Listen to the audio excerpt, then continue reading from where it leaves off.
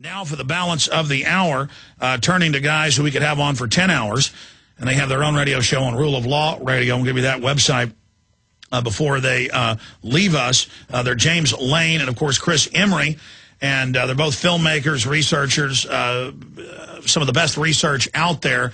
And so I wanted both of them to just spend 4 or 5 minutes apiece explaining why Oklahoma City is important, giving the basic facts. And then you had some nice government documents about Jolly and West, the admitted mind control head MKUltra doctor, along with Ewing Cameron, being McVeigh's doctor throughout this whole thing. I mean, you can't, a science fiction writer couldn't come up with stuff this bizarre and in our face. So we'll talk about that today and who you think McVeigh really was. So Chris Emery, why don't you take it first? Well, thanks for having us on, Alex. The reason Oklahoma City is still relevant today is that it is a script that the federal government has followed for the last, I'd say, 35 years. And it's easy to see when an action comes up like 9/11 or these militia raids and so forth, you know pretty much you set up a clipboard and you know exactly what's going to happen. And even before I get into filmmaking and the truth movement, so to speak, or research on this, I was listening to your shows, and I said, you know what, Alex is right. You hit all of the points. And it's easy to see how they do this. And they have no compunction. They're not embarrassed. They're actually very proud of the fact that they repeat these. And it's insidious. It doesn't get any worse than that. People need to wake up. And they need to know, not only Oklahoma City, but Waco. It's a consistent trail of events. And it gets worse. The body count is worse as it goes along. What we're trying to do with this film is bring out a lot of the information that people haven't been exposed to. James is going to elaborate on footage that has never been seen before, that has come our way. We're going to highlight that. You're interviewing Terrence Yeage's family about how they murdered him. I mean, you're getting all the interviews. Yes, sir. So anyway, we want to bring a completely fresh perspective on this, information that has never been revealed before. And we are very grateful for having the opportunity to be on here to reveal this information. Oh, I'm glad to have you here. This was just an afterthought that you're here to interview me for the film. I'm honored to be part of that. Yes. But I mean, get into just the, let's say you had 3 minutes on national TV. What would you say to the public about Oklahoma City to get them to realize what really happened? 12 people were involved that we know of, it as many as 18. The scripted 2 perps and nobody else involved is complete bunk. That is a slap in the face to the victims' family members and survivors. People need to realize that we are going to expose information. We choose to remember the deaths of these people and the truth versus a lie. The second thing is that there were so many people, so much resources. There was more money spent covering up this case than actually investigating in the proper manner.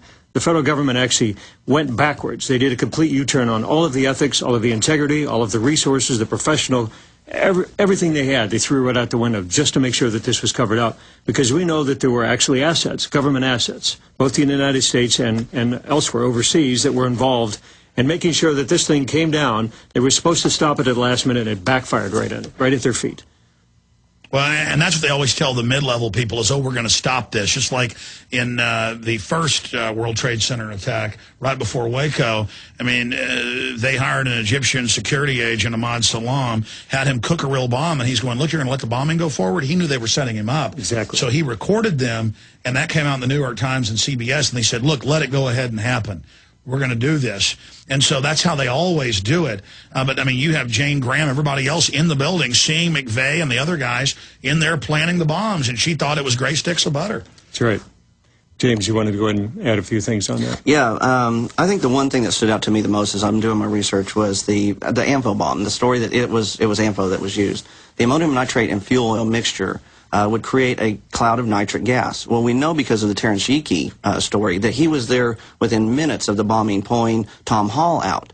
Nobody had any problems with respiration. We know VZ Lawton, he was there, he's a survivor. Nobody smelled it. It was, I mean, and of course General Parton, the building blown out, not in. Right, and so I mean, if it was ANFO, there would have been a huge nitric gas cloud over the building. And initially, right the minutes after the bombing, the wind was blowing right into the building where VZ Lawton was. Nobody had any problems with that. So I mean, that disproves that ANFO was used. We have evidence. The 40-year anniversary of a bombing in Madison, Wisconsin, is coming up this August, and 23 people were sent to the hospital after the first responders were sent to the hospital because they were overcome with the fumes.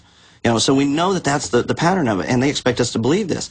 It gets so cartoonish. It's almost like Wile E. Coyote tiptoeing in with the Acme bomb. You know, and this is what they expect the American people to believe. And then we have the footage of them removing the other bombs that didn't go off. I mean, and parts of the building blown across the street, the opposite direction of the truck bomb. I mean, it just goes on, and then killing the cop that was exposing it, torturing him to death, and just I mean, it goes on and on. Well, the story of Terrence Sheikey, you mentioned the video that we did on that. We just thought it was important for that story to be told. I mean, that man was a real hero. He worked himself beyond exhaustion to save people that day. And he said that was the official story was not how it happened.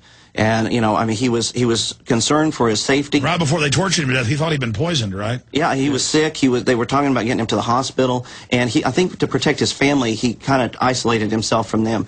And he was on the way to a meeting that morning, and he never made it. You know, and they found him tortured to death. Yeah, the rope burns, possible rope burns on the neck. The angle of the shot. He bled out in the car, supposedly walked a quarter of a mile after bleeding out, and then shot himself at a downward angle. You know, it ruled suicide immediately, and it's absurd. The information that we're getting, Alex, you let us know how you're doing on a break, is that there are good members of law enforcement, local, county, state, and federal level that have come forward, either admitted their identity or wanted to be anonymous. And there's a consistent pattern of, okay, this is the information that makes sense. What the federal government and their, like you said, the cartoonish story, simply can't hold its own. There is no factual foundation on it. So we go back and we say, okay, we're going to present the information that we know is factual. Reams of documentation. Every single thing that we're going to have on the film will have a bibliography, and there's going to be reference on all of that. So there's no question. And we're going to paint a completely different story. We need to get the truth out on this. People will have that as a foundation, just like a lot of your movies, to make a judgment call on what's going to happen in the future. They have to know. Well, then you've got the FBI coming and brandishing guns at Hoppy Heidelberg, the head grand juror's house, and telling him, you're not going to call these witnesses, you're going to shut up. I mean, you have the motive. I mean, Bill Clinton on Air Force One a year after the attack, they said, why did you get reelected? Your approval rating was way down. It went way back up. He said, Oklahoma City got me reelected. Well, I mean, that's why Hitler firebombed his own Reichstag. The Whitewater documents were housed in the building for the whole investigation. He was going to go down like a lead balloon. It was unbelievable. May of that year, congressional hearings were going to take him down on the Whitewater investigation. Let's fix this all with one shot. Blow that building, make sure there's kids inside. People love images of them, and get rid of them documents at the same time. We'll be right back. Chris Emery, filmmaker, director, producer, living in Oklahoma City, known him for many years. And, of course, James Lane, also doing great work, both making a Oklahoma City film set to come out in the winter of this year. Okay, you were going over incredible information about Jolly and West and other tidbits, things that are documented on record but are so bizarre, it's where truth is stranger than fiction. Get into it. We've got a researcher, Wendy Painting, that has been uncovering these documents, and she's actually getting through information that the FBI hadn't even seen. It was actual records for the defense. And we've got a hold of Jolly West's resume. And I always... That's McVeigh's doctor from the time he gets arrested to his execution. Yes. And I always suspected that there was some link with, mind control, psychological warfare. And sure enough, on the second page of his resume, we've got where he worked for the Tavistock Institute. Which is the top British mind control operation. And then, of course, he was in the MKUltra 77 hearings as the #2 man in the world in the MKUltra program under Ewing Cameron. Right. And now this Tavistock Institute has direct links back to when the Fabians absorbed the National Socialist Science through Project Paperclip. So, I mean, this guy was really the inheritor of that knowledge. And now he goes in to the location there in El Reno. In fact, guys, do a document cam shot of this. I'll keep going. And in El Reno. And what did the warden say there? Well, the warden says he runs a clean operation. It was at the Federal Correctional Facility, a mile and a half from where Terry Ickey's body was found, by the way. And when he found out that there were hypodermic needles on McVeigh's tray, he says, that's it.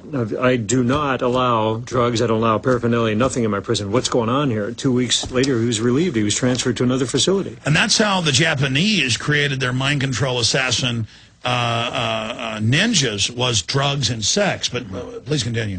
Well, we see that they said that he was so drugged up, that McVeigh was so drugged up at that point that he would have admitted to assassinating Abraham Lincoln.